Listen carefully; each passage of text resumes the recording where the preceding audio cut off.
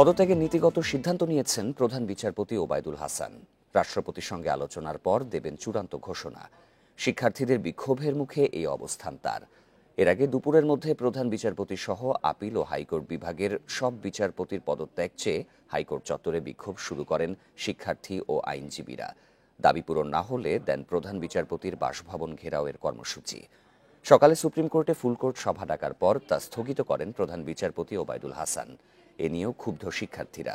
তাদের দাবি, বিচার বিভাগীয় কু করতেই ফুলকোর্ট সভা ডাকা হয়েছিল। বিচার বিভাগকে মুক্ত করতে আন্দোলন চলমান থাকবে বলেও জানান তারা। পরে পরিস্থিতি নিয়ন্ত্রণে হাইকোর্টে আসেন সেনা সদস্যরা।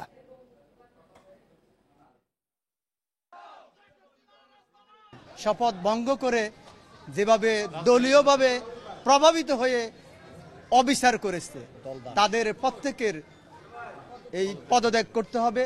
আপিল বিভাগের দলকানা প্রধান বিচারপতি সহ সকল বিচারপতিদের পদত্যাগ না হওয়া পর্যন্ত কোন বিচার কার্যক্রম চলবে না। রাষ্ট্রপতির ক্ষমতা বলে তাকে অপসারণ করতে হবে, নতুবা আইনজীবী সমাজ কোনো কিছু তোয়াক্কা করবে না। জুডিশিয়াল অভ্যুত্থান ঘটানোর জন্য, কু করার জন্য এই অসৎ উদ্দেশ্যে এই ফুলকোর্ট বসার প্ল্যান করেছিল। আরও জানাতে হাইকোর্ট চত্বর থেকে যোগ দিচ্ছেন সহকর্মী জাহিদুল বাশার। জাহিদুল, প্রধান বিচারপতি ওবায়দুল হাসান তো পদত্যাগের নীতিগত সিদ্ধান্ত নিয়ে ফেলেছেন। এই ঘোষণার পরে যারা আন্দোলনকারী রয়েছেন তাদের প্রতিক্রিয়া কি, এবং আন্দোলনকে সামনের দিকে এগিয়ে নিতে তাদের আর কি পদক্ষেপ আছে? দেখুন, মোটামুটি 12টার দিকের থেকেই হাইকোর্ট অঙ্গন কিন্তু একেবারে উত্তাল ছিল। বিশেষ করে গত 2 ঘন্টার মতো খুবই উত্তাল ছিল। এখানে হাজারো শিক্ষার্থী, জনতা, আইনজীবী সবাই একত্রিত হয়েছিল। এবং যখন খবর পাওয়া গেল যে আজকে প্রধান বিচারপতি সহ অ্যাপিলেট ডিভিশনের বেঞ্চের অনেক বিচারপতিরাই কিন্তু পদত্যাগের নীতিগত সিদ্ধান্ত নিয়ে ফেলেছেন, তারা এরই মধ্যে আইন উপদেষ্টা প্রফেসর আসিফ নজরুলের সাথে কথা বলেছেন। রাষ্ট্রপতি দপ্তরের সাথে যে কোনো সময় কথা বলে তারা পদত্যাগ করবেন। তারপরে শিক্ষার্থীদেরকে কিন্তু এখানে যারা সেনাবাহিনীর কর্মকর্তা যারা রয়েছেন, সেনা কর্মকর্তারা তাদের বুঝিয়ে বিক্ষুব্ধ শিক্ষার্থীদেরকে কিন্তু এখান থেকে আপাতত তাদেরকে একটু দূরে সরিয়ে দিয়েছেন। হাজারো শিক্ষার্থীর মিছিল কিছুক্ষণ আগে এখান থেকে তারা গেছে, তবে তারা বলেছে তারা চলে যাচ্ছে না, তারা বিভিন্ন জায়গায় অবস্থান নিয়ে থাকবে যতক্ষণ না পর্যন্ত পদত্যাগ নিশ্চিত করা হয়। আমি যদি একটু জানিয়ে রাখি যে এই মুহূর্তে সুপ্রিম কোর্টের অ্যাপিলেট ডিভিশনের 7 জন বিচারপতি রয়েছেন। প্রধান বিচারপতি ওবায়দুল হাসান, বিচারপতি এনায়েতুর রহিম, বিচারপতি হোসেন, বিচারপতি আবু জাফর সিদ্দিকী, বিচারপতি জাহাঙ্গীর হোসেন এবং বিচারপতি শাহিনুর ইসলাম। এই 7 জনের এই 6 জন পদত্যাগ করবেন তেমনটি আমরা শুনতে পেয়েছি বা এখন পর্যন্ত। তবে বিচারপতি আশফাকুল ইসলাম তিনি পদত্যাগ নাও করতে পারেন বা তিনি করবেন কিনা এখনো পর্যন্ত সিদ্ধান্ত আমরা জানতে পারিনি। যাই হোক, এই 6-7 জনের ভিতরে 6 জন মোটামুটি পদত্যাগ করবেন, সেটি এখন পর্যন্ত নিশ্চিত। আরেকটি বিষয় জানিয়ে রাখি যে এই মুহূর্তে যদি সুপ্রিম কোর্টের যেই অ্যাপিলেট ডিভিশনের বিচারপতিদের পদত্যাগের কথা বলা হচ্ছে, সেক্ষেত্রে সুপ্রিম কোর্টের অ্যাপিলেট ডিভিশনের বিচারপতিরা কারা আসবেন সেই সম্ভাব্য কিছু নামও কিন্তু ঘোরাফেরা করছে। কারণ আপনি জানেন যে দেশের প্রধান বিচারপতির যেই আদালত, দেশের সর্বোচ্চ কোর্ট যেটি অ্যাপেক্স কোর্ট, সেই কোর্ট এভাবে নিশ্চয়ই শূন্য থাকবে না। যে কোনো সময় তাদেরকে বড় বড় সিদ্ধান্তের ক্ষেত্রে দরকার হবে। সেই ক্ষেত্রে আমরা হাইকোর্ট ডিভিশনের যে সমস্ত বিচারপতির নাম শুনতে পাচ্ছি, যদি এই অ্যাপিলেট ডিভিশনের 6 জন পদত্যাগ করেন, সেক্ষেত্রে সৈয়দ রেফাত আহমেদ, বিচারপতি AK-M আসাদুজ্জামান, বিচারপতি জুবাইর রহমান চৌধুরী, বিচারপতি সৈয়দ মোহাম্মদ জিয়াউল কবির এবং বিচারপতি শেখ আব্দুল আউয়াল, এনাদের নাম শোনা যাচ্ছে। এবং বিচারপতি আতাউর রহমান খান হাইকোর্ট ডিভিশন থেকে, তারা যদি অ্যাপিলেট ডিভিশনের এনারা পদত্যাগ করার পরে হাইকোর্ট ডিভিশন থেকে তাদেরকে অ্যাপিলেট ডিভিশনে আনা হতে পারে বা তারা আসতে পারেন, তেমনটি সম্ভাব্য তালিকায় আমরা জানতে পারছি। দেখুন, এক্ষেত্রে বলে রাখি, এই যে অ্যাপিলেট ডিভিশনের যে 7 জন বিচারপতি রয়েছেন, তাদের মধ্যে প্রধান বিচারপতি ওবায়দুল হাসান এবং তার পরবর্তীতেই যিনি রয়েছেন বিচারপতি M ইনায়েতুর রহিম, বিচারপতি শাহিনুর ইসলাম এবং বিচারপতি জাহাঙ্গীর হোসেন, এই 4 জন বিচারপতি কিন্তু মানবতা বিরোধী অপরাধের যেই ট্রাইব্যুনাল ছিল, আন্তর্জাতিক ট্রাইব্যুনাল, সেই ট্রাইব্যুনালে কিন্তু এরা 3-4 জনই কাজ করেছেন। সেখান থেকে তারা পরবর্তীতে অ্যাপিলেট ডিভিশনে এসেছেন। সুতরাং শিক্ষার্থীদের যেই দাবি এবং ছাত্র জনতার যে দাবি, তারা বলছেন যে অ্যাপিলেট ডিভিশনের যে প্রধান বিচারপতি সহ যেই 7 জন রয়েছেন তাদের পদত্যাগের দাবি জানিয়েছেন। এই দাবির পেছনে যে যুক্তিগুলো বা যে অভিযোগগুলো এসেছে সেটি কিন্তু শুধু শিক্ষার্থীরা বা ছাত্র জনতা যে আজকেই দিচ্ছেন বিষয়টি এরকম নয়। এখানে অনেক আগে থেকেই এখানে সাধারণ আইনজীবীরা এবং বিভিন্ন দলের যারা আইনজীবী রয়েছেন তারা কিন্তু অনেক আগে থেকে এই অভিযোগগুলো করেছেন এবং আমরা যেটি দেখেছি যে বিভিন্ন সময় এসব অভিযোগ উত্থাপন করতে যেয়ে অনেক আইনজীবী কিন্তু কন্টেম্পিটিশনের শিকার হয়েছেন। আমরা এখন একটু এই আজকে সারাদিন ধরে যা কিছু হলো সেই বিষয় নিয়ে আমার সহকর্মী ছিলেন, অহন ছিলেন, আমরা একটু সরাসরি তার সাথে কথা বলবো। তিনি দেখেছেন যে আসলে এখানে সেই 9:30 থেকে যখন শিক্ষার্থীরা এখানে একত্রিত হয়েছেন তারা কি করেছেন এবং তারা প্রথমে এসে আইটি রুম সেটি কিন্তু তারা অবরুদ্ধ করে রেখেছিলেন যাতে ফুল কোর্ট অনলাইনে বসতে না পারে। আমার সাথে রয়েছেন অহন, আপনি দেখেছেন, আগে জানতে চাইবো যে কিছুক্ষণ আগে হাজারো শিক্ষার্থী জনতা তারা মিছিল নিয়ে গেছেন, তারা ঠিক কি জেনে বা কি বুঝে এখান থেকে গেলেন, কি সান্ত্বনা নিয়ে গেলেন? যখন প্রধান বিচারপতি নীতিগত সিদ্ধান্ত নিয়েছেন যে তিনি পদত্যাগ করবেন, এই খবরটি যখন তারা জানতে পেরেছেন তখন তারা বলেছেন ঠিক আছে, সন্ধ্যা পর্যন্ত যেহেতু সময় রয়েছে এবং বঙ্গভবনে প্রধান বিচারপতি গিয়ে হয়তো পদত্যাগ করবেন এমন একটি খবর তারা শুনেছেন, তারপরে কিন্তু তারা এই স্থানটি ছেড়েছেন এবং এটি স্পর্শকাতর জায়গা আপনি জেনে থাকবেন। যে কারণে আইন শৃঙ্খলা বাহিনীর সদস্য, সেনাবাহিনীর সদস্য যারা রয়েছেন, আমরা বিজিবি সদস্যকেও দেখেছিলাম, নৌবাহিনীর সদস্যরা রয়েছেন, তাদেরকে বুঝিয়ে তাদেরকে এখান থেকে সরিয়ে দেওয়া হয়েছে এবং আপাতত তারা যাওয়ার সময় বলে গেছেন যে রাজপথ তারা ছাড়ছেন না যতক্ষণ না রাষ্ট্রের পুনর্সংস্কার না হচ্ছে। একেবারে যে সংস্কারের জন্য এই আন্দোলন তারা গড়ে তুলেছিলেন, যতক্ষণ না তাদের সেই আন্দোলন একেবারে সফলভাবে না যাচ্ছে ততক্ষণ পর্যন্ত তারা রাজপথ ছাড়বেন না, এমন ঘোষণা। শিক্ষার্থীরা যখন খুবই উত্তেজিত ছিল এবং খুবই উত্তাল ছিল, এই অঙ্গন আপনি ছিলেন, তারা বলছিলেন যে আজকে ফুল কোর্টের পেছনে একটা মানে অসৎ উদ্দেশ্য থাকতে পারে। জুডিশিয়ারি যে কু আমরা ধারণা করছিলাম এবং সেটি আমি সকাল থেকেই ছিলাম। সকালে কিন্তু আইনজীবীরা শুরুতে একেবারেই তারা নানান জায়গায় ছড়িয়ে ছিটে ছিলেন এবং তারপরে যখন 10টার দিকে তারা জড়ো হন এবং স্লোগান দিতে থাকেন এবং তারপরে আমরা খবর শুনি ফুলকোটের সেই সভাটি আর হচ্ছে না এবং তারা তখন নিশ্চিত হন যে ফুলকোটের সভাটি তারা করতে চেয়েছিলেন কোনো একটি কু করার জন্য, অর্থাৎ বাংলাদেশকে একেবারেই যে এখন পর্যন্ত নেতৃত্ব আসছে সেই নেতৃত্বের হাতে যে যাচ্ছে তারা সেটি এখন পর্যন্ত মানতে পারছেন না এবং যে কারণে এই ধরনের কু করার পরিকল্পনা তারা করছেন, এমনটি এখানকার যারা আন্দোলন করছেন তাদের দাবি ছিল এবং সেই কুটি আর হচ্ছে না এমনটি তারা জানতে পেরে তারপরে তাদের সেই আন্দোলনটি এখন ফুল কোর্ট যে বসছে এটি আমরা যারা এই আইন অঙ্গনে সংবাদ সংগ্রহ করি ল বিটের, আমরাই অনেক পরে জানতে পেরেছি, অনেক আইনজীবীও জানেননি।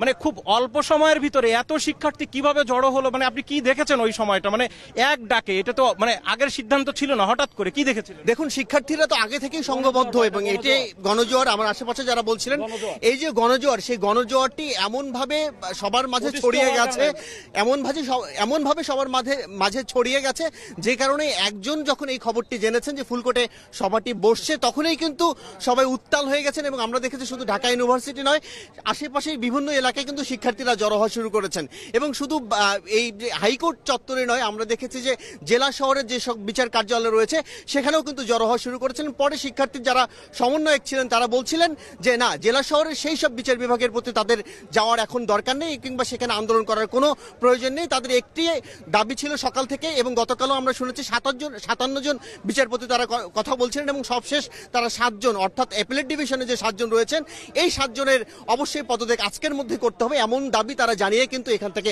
সরে গেছেন। আপনাকে অনেক ধন্যবাদ। আপনি শুনছিলেন যে আমাদের সহকর্মী অহন ছিলেন, তিনি জানাচ্ছিলেন এখানে তিনিও ছিলেন।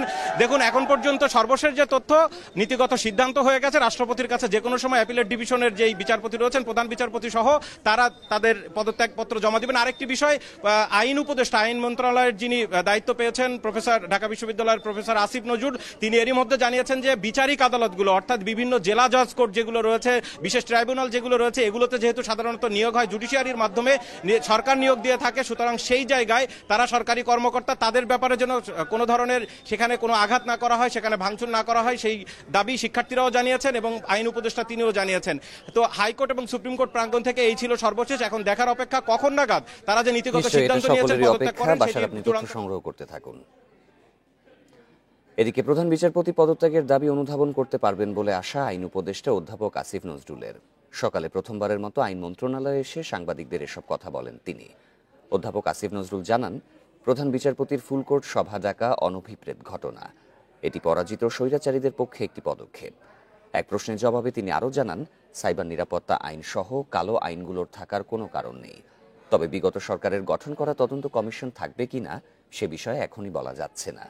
অন্তর্বর্তী সরকারের মেয়াদ চূড়ান্ত হয়নি উল্লেখ করে আসিফ নজরুল আরও বলেন, রাজনৈতিক দলগুলো দ্রুত নির্বাচন চাইবে, কিন্তু ছাত্র জনতার সংস্কারের যে আকাঙ্ক্ষা তা বাস্তবায়ন করতে সময় লাগবে। অনভিপ্রেত ঘটনা, এই ধরনের অনভিপ্রেত ঘটনা না ঘটলেই ভালো। আমরা তো মনে করি সুপ্রিম কোর্ট হচ্ছে আমাদের সংবিধান রক্ষণের, মানবাধিকার রক্ষণের জন্য একটা সবচেয়ে বড় প্রতিষ্ঠান। তো এমন কিছু কারোরই করা উচিত না যেখানে ছাত্র জনতার যে গণ আন্দোলন বা গণ অভ্যুত্থান, এটার বিপক্ষে সুপ্রিম কোর্টকে দাঁড় করানোর চেষ্টা কারো করা উচিত না। এদিকে সারা দেশে নিম্ন আদালতের কোনো ক্ষতি না করার আহ্বান জানিয়েছেন অন্তর্বর্তী সরকারের আইন উপদেষ্টা অধ্যাপক আসিফ নজরুল। বিভিন্ন জেলায় নিম্ন আদালত ঘেরাওয়ের খবর পাওয়ার কথা জানিয়ে তিনি বলেন, নিম্ন আদালত বিষয়ে ছাত্র জনতার কোনো দাবি নেই। দুপুরে ফেসবুক পেজে দেয়া ভিডিও বার্তায় আসিফ নজরুল এসব কথা বলেন। তিনি আরও বলেন, সুপ্রিম কোর্টের প্রধান বিচারপতি এবং অন্য কয়েকজন বিচারপতির পদত্যাগের দাবি ছাত্র জনতার। নিম্ন আদালতের বিষয়ে তাদের কোনো কর্মসূচি নেই। ভিডিও বার্তায় আসিফ নজরুল জেলা আদালতে কোনো ধ্বংসযোগ্য বা নাশকতামূলক কাজ না করার আহ্বান জানান। নিম্ন আদালত অর্থাৎ জেলার যে আদালতগুলো আছে, কিছু এলাকাতে সেখানে ঘেরাও হয়েছে, এই ধরনের ডিস্টার্বিং খবর পেয়েছি। তো আমি যারা আন্দোলনকারী ছাত্র জনতা ভাই আছেন তাদের কাছে আমি একটা অনুরোধ করব, কোনো অবস্থাতেই জেলার কোনো আদালতে কোনো ধ্বংসযোগ্য বা নাশকতামূলক কাজ করবেন না, এবং সেখানে ঘেরাও করারও প্রয়োজন নাই।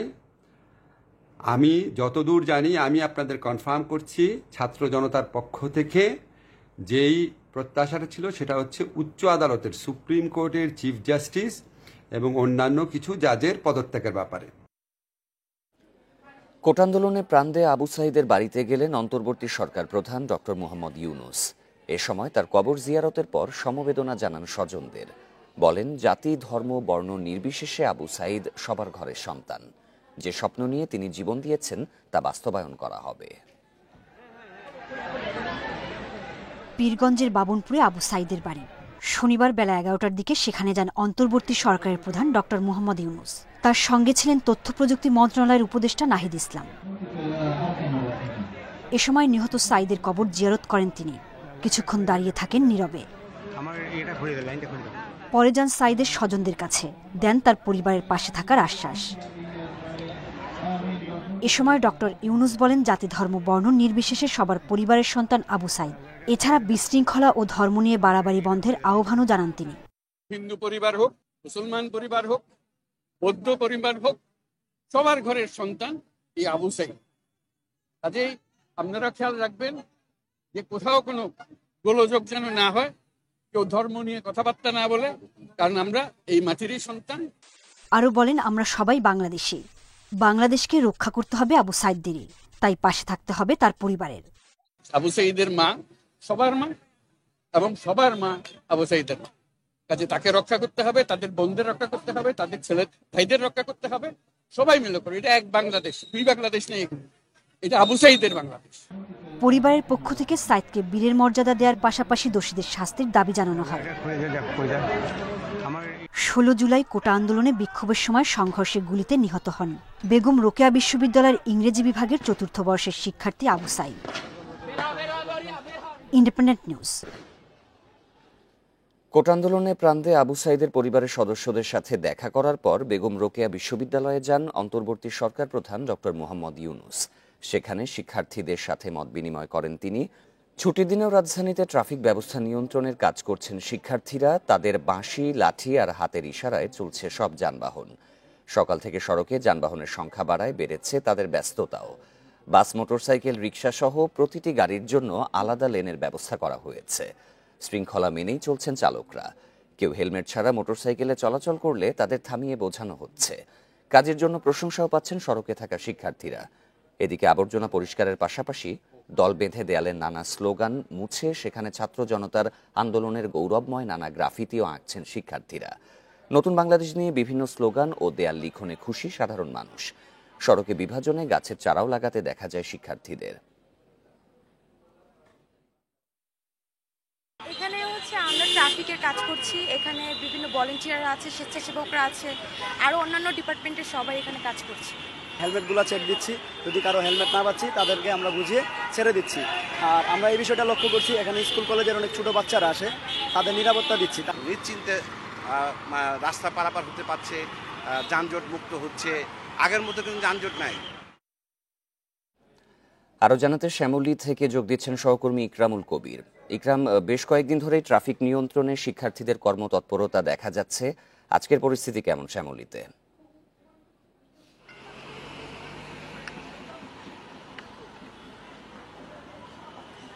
সাফাত, অন্য সময় আমরা দেখেছি যে এতদিন যেটি দেখেছি যে ট্রাফিক নিয়ন্ত্রণ করছে, তারা বিভিন্ন আলপনা করছে, তারা বিভিন্ন গ্রাফিতি করছে রাজধানীর বিভিন্ন দেয়ালে।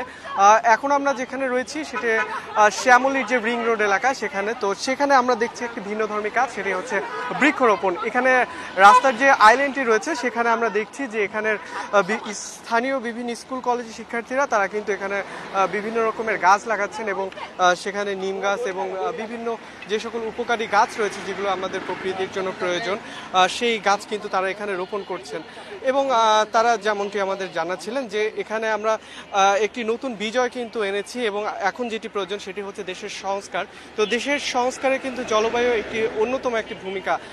তো সেখানে এখন জলবায়ু পরিবর্তনের জন্য এবং একটি ভালো পরিবেশের জন্য আমাদের কিন্তু আসলে বৃক্ষরোপণের দিকে আসলে আমরা দেখেছি যে বিশিষ্টজনেরা সবসময় জোর দিয়ে থাকেন এবং বৃক্ষরোপণের দিকে।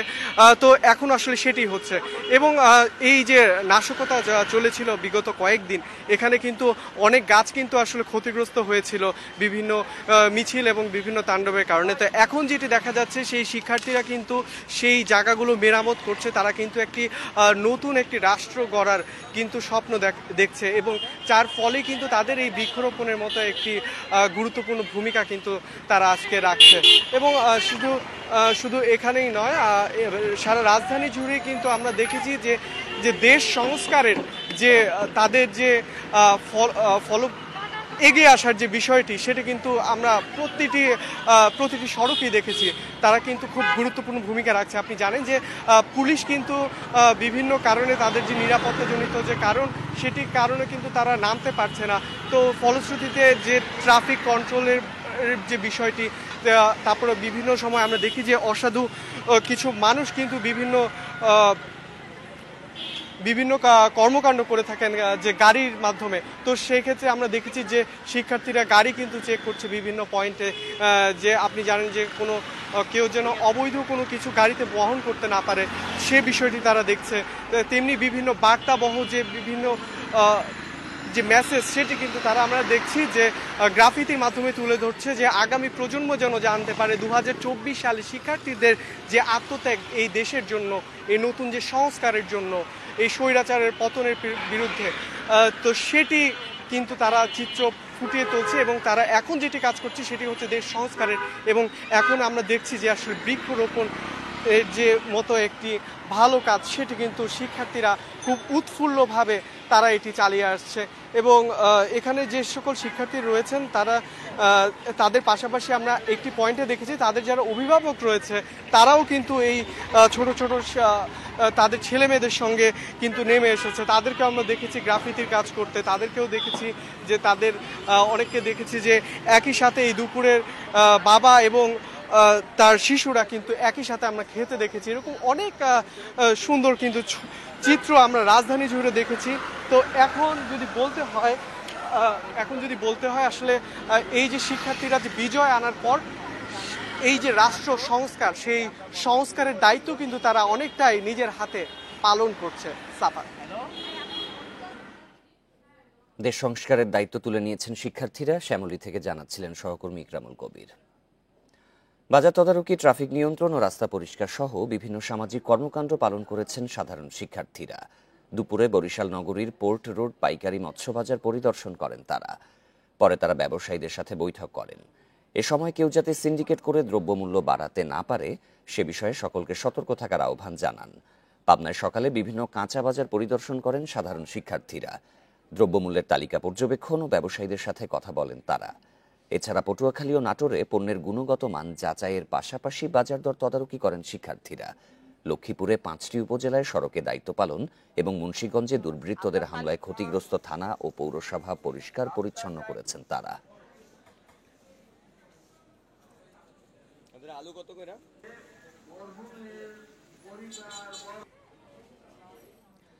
শিল্পে গ্যাস সংকট দূর করার পাশাপাশি সার কারখানায় অগ্রাধিকার ভিত্তিতে গ্যাস সরবরাহ নিশ্চিত করা হবে। শনিবার অন্তর্বর্তী সরকারের শিল্প মন্ত্রণালয়ের উপদেষ্টা আদিলুর রহমান খান একথা জানান। সকালে মন্ত্রণালয়ের কর্মকর্তাদের সাথে মতবিনিময় সভা শেষে সাংবাদিকদের প্রশ্নের জবাবে একথা বলেন শিল্প বিষয়ক উপদেষ্টা। বলেন, ক্ষুদ্র শিল্প ঘিরে নতুন পরিকল্পনা রয়েছে অন্তর্বর্তী সরকারের। এছাড়া কঠোর হাতে দুর্নীতি দমন করে সাভারের চামড়া শিল্প প্রক্রিয়াকরণ অঞ্চলকে এগিয়ে নেয়ার আহ্বান জানান আদিলুর রহমান খান। শিল্প উপদেষ্টা আরও জানান, জাহাজ শিল্পের বিকাশে সরকারের কিছু পরিকল্পনা রয়েছে। দুর্নীতির বিরুদ্ধে জিরো টলারেন্স নীতি গ্রহণ করা হবে বলেও জানান তিনি। এত মানুষের রক্তের উপর দিয়ে আমরা দায়িত্বে এসেছি, এখানে দুর্নীতির ব্যাপারে তো আমাদের কঠোর হওয়া ছাড়া আর কোনো উপায় নাই। এবং যেটা বললাম, গ্যাসের চাহিদাটা আছে, মন্ত্রণালয় চালানোর জন্য গোড়াশালের ক্ষেত্রেও কিছুটা আছে, আমরা এটা আরও দেখছি। 3 দিন বন্ধ থাকার পর দেশের অর্ধেকের বেশি থানা কাজ শুরু করেছে। আজও বিভিন্ন থানায় কাজে যোগ দেন পুলিশ সদস্যরা। সীমিত পরিসরে দাপ্তরিক কাজ শুরু হলেও এখনও রাস্তায় তাদের দায়িত্ব পালন করতে দেখা যাচ্ছে না। বরিশালে 6 দিন পর 14টি থানায় সীমিত পরিসরে শুরু হয়েছে পুলিশের দাপ্তরিক কার্যক্রম, তবে কোনো টহল পুলিশকে দেখা যায়নি। এদিকে সার্বিক নিরাপত্তা নিশ্চিতে প্রত্যেক থানায় মোতায়েন আছে সেনা সদস্য। গাজীপুর মেট্রোপলিটনের 8 থানার মধ্যে 7টির কার্যক্রম শুরু হয়েছে। লক্ষ্মীপুরে 6টি থানার মধ্যে সদর, চন্দ্রগঞ্জ ও রামগতি থানায় ভারপ্রাপ্ত কর্মকর্তার নেতৃত্বে কাজে যোগ দিয়েছেন পুলিশ সদস্যরা। এছাড়া কমলনগর থানার সদস্যরাও কাজে যোগ দিচ্ছেন। জেলা পুলিশ সুপার জানান, পর্যায়ক্রমে সব থানার কার্যক্রম শুরু হবে। মানুষের সেবা নিশ্চিতের লক্ষ্যে পুলিশের ভাবমূর্তি ফিরিয়ে আনার কাজ চলছে বলেও জানান তিনি। সেবা দিতে আসে, আমরা তাকে ফিরিয়ে নিয়ে আমরা তাকে সেবা দিয়ে থাকি, সে যে ধরনের সেবাই হোক। আর আমাদের কার্যক্রম, আমাদের 149 জন সে আমাদের যে হাই অফিসার ফোর্স সবাই আমাদের থানায় আছে, হাজির আছে। আমরা কোনো সমস্যা হলে সেনাবাহিনীর সমাধানে সেগুলো সমাধান করার চেষ্টা করি। আজকে 3টি থানায় কার্যক্রম শুরু হলো, আর পরবর্তীতে পর্যায়ক্রমে আরও 3টি থানার কার্যক্রম শুরু হবে। আমরা দেখেছেন যে এখানে উপস্থিত রাজনৈতিক নেতৃবৃন্দ এবং অন্যান্য ছাত্র জনতা যারা আছেন এবং অন্যান্য নেতৃবৃন্দ সকলের সহযোগিতায় আমরা আজকে লক্ষ্মীপুর সদর থানা আবার নতুন রূপে কার্যক্রম শুরু করব। রাজারবাগে পুলিশ সদস্যদের কাজে ফেরাতে সভার আয়োজন হলেও মাঝপথে তা বন্ধ হয়ে যায়। শুক্রবার বিকেলে 11 দফা দাবিতে আন্দোলনরত পুলিশ সদস্যদের হট্টগোলের মধ্যে সভা শেষ না করেই চলে যান আইজিপি মোহাম্মদ মইনুল ইসলাম। এর আগে সভায় আহত পুলিশ সদস্যদের আধুনিক চিকিৎসার আশ্বাস দেন আইজিপি। পাশাপাশি নিহতদের পরিবারকে ক্ষতিপূরণ হিসেবে মোটা অঙ্কের টাকা দেওয়ার ঘোষণা দেন। এর পরপরই হট্টগোল শুরু করেন পুলিশ সদস্যরা। নানা দাবি দেওয়া তুলে ধরে প্রকাশ করেন ক্ষোভ ও হতাশা। তারা বলেন, জীবনের নিরাপত্তা না পাওয়া পর্যন্ত কাজে ফিরতে চান না তারা। এ সময় সভা শেষ না করেই সেখান থেকে চলে যান পুলিশের ঊর্ধ্বতন কর্মকর্তারা। মতবিনিময় সভায় প্রধান অতিথি হিসেবে উপস্থিত থাকার কথা ছিল অন্তর্বর্তী সরকারের স্বরাষ্ট্র মন্ত্রণালয় বিষয়ক উপদেষ্টা ব্রিগেডিয়ার জেনারেল অবসরপ্রাপ্ত এম সাখাওয়াত হোসেনের, তবে তিনি যেতে পারেননি।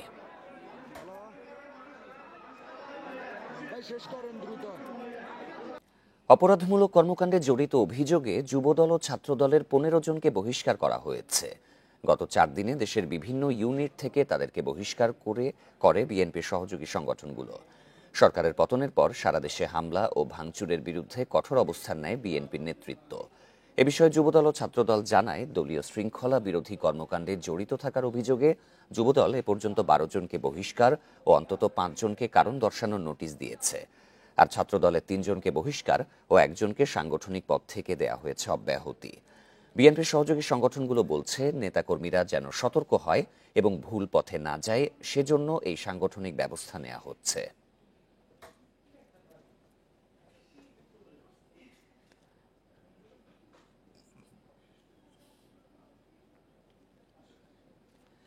জামালপুর জেলা কারাগারে বন্দীদের নিজেদের মধ্যে সংঘর্ষে আহত আরেক বন্দী মারা গেছে।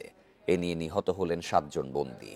এর আগে বৃহস্পতিবার দুপুরে কারাগারের ভেতরে বন্দীদের 2 পক্ষের মধ্যে সংঘর্ষ বাঁধে। এ সময় তারা কারাগার থেকে বের হওয়ার চেষ্টা করে এবং আগুন দেয়। পরিস্থিতি নিয়ন্ত্রণে ফাঁকা গুলি করে কারারক্ষীরা। পরে বিক্ষুব্ধ বন্দীরা কারাগারের ভেতরের 2টি ভবন, জেলারের কক্ষ ও প্রধান গেটের ভেতরে ভাঙচুর ও অগ্নিসংযোগ করে। এতে জেলার ও ১৩ কারারক্ষী সহ অন্তত ৪ বন্দী আহত হয়। পরে সেনাবাহিনী গিয়ে পরিস্থিতি নিয়ন্ত্রণে আনে।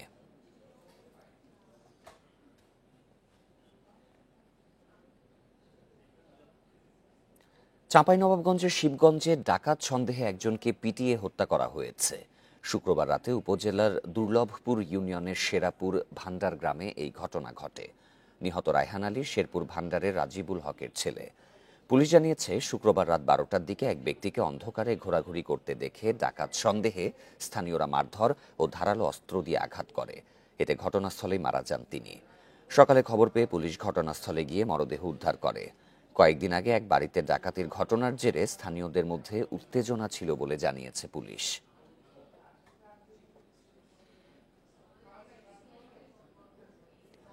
রাজনৈতিক অস্থিরতার কারণে এক সপ্তাহ ধরে বন্ধ চট্টগ্রাম সিটি কর্পোরেশনের বর্জ্য পরিষ্কার কার্যক্রম। শুক্রবার সীমিত পরিসরে চালু হলেও তা যথেষ্ট নয়। ফলে বিভিন্ন স্থানে তৈরি হচ্ছে আবর্জনার স্তূপ। কর্তৃপক্ষ সহিংসতায় যানবাহনের ক্ষতির কথা বললেও একে অজুহাত বলে মনে করছে সুশীল সমাজ। সিটি কর্পোরেশনের হিসেবে চট্টগ্রামে প্রতিদিন বর্জ্য তৈরি হয় প্রায় ১৫০০ টন। কোটা সংস্কার আন্দোলন এবং সরকার পতনের কারণে অস্থিতিশীল পরিস্থিতিতে অন্তত ৬ দিন এসব বর্জ্য সংগ্রহ ও পরিষ্কার করা যায়নি। ফলে বিভিন্ন ডাস্টবিন গলিতে জমেছে বর্জ্যের স্তূপ, যার পরিমাণ ১০,০০০ টন বলে ধারণা চসিকের। নগরীর বর্জ্য সরাতে মূল সড়কগুলোতে সাধ্যমতো পরিচ্ছন্নতা অভিযান চালিয়েছে শিক্ষার্থীরা, তবে তা যথেষ্ট নয়। ফলে নগরবাসীর ভোগান্তি কমেনি। আগে যেভাবে ময়লা আবর্জনা নিত, এখন তো ওই ধরনের লোক পাওয়া যাচ্ছে না। যার যখন যেখানে ইচ্ছা ওখানে ময়লা ফেলে চলে যাচ্ছে। এটাতে জনজীবন কিন্তু কারো দুর্ভোগ বেড়ে যাবে, প্লাস রোগ ব্যাধি শুরু হবে। কোনো অভিভাবক নেই যে এসে পরিষ্কার করবে বা কোনো সিটি কর্পোরেশন থেকে এসে তদারকি করবে। গভর্নমেন্ট যেহেতু ফর্ম করছে, হয়তো কয়েকদিনের মধ্যে হয়ে যাবে।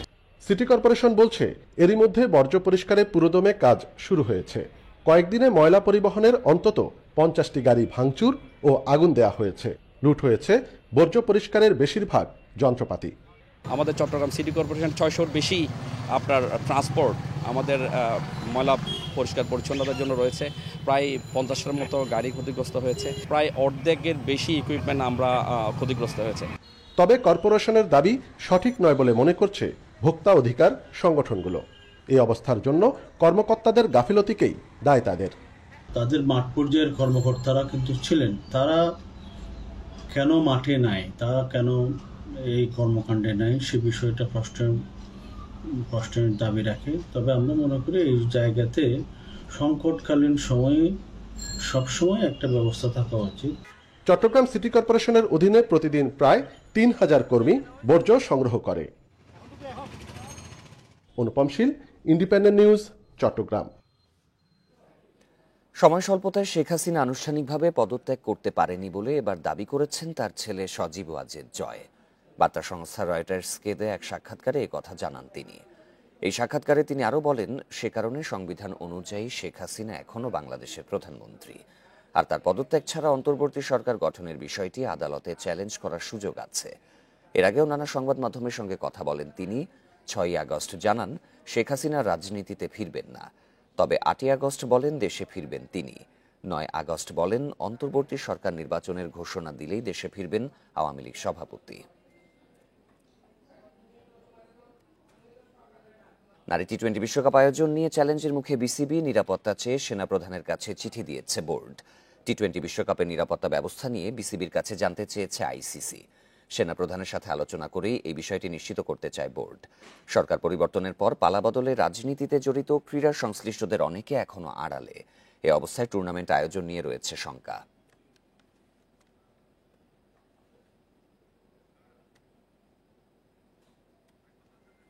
এই ছিল সংবাদ দুপুরে। আরো বিস্তারিত জানতে চোখ রাখুন ফেসবুক, ইউটিউব এবং এক্সে। ধন্যবাদ সবাইকে।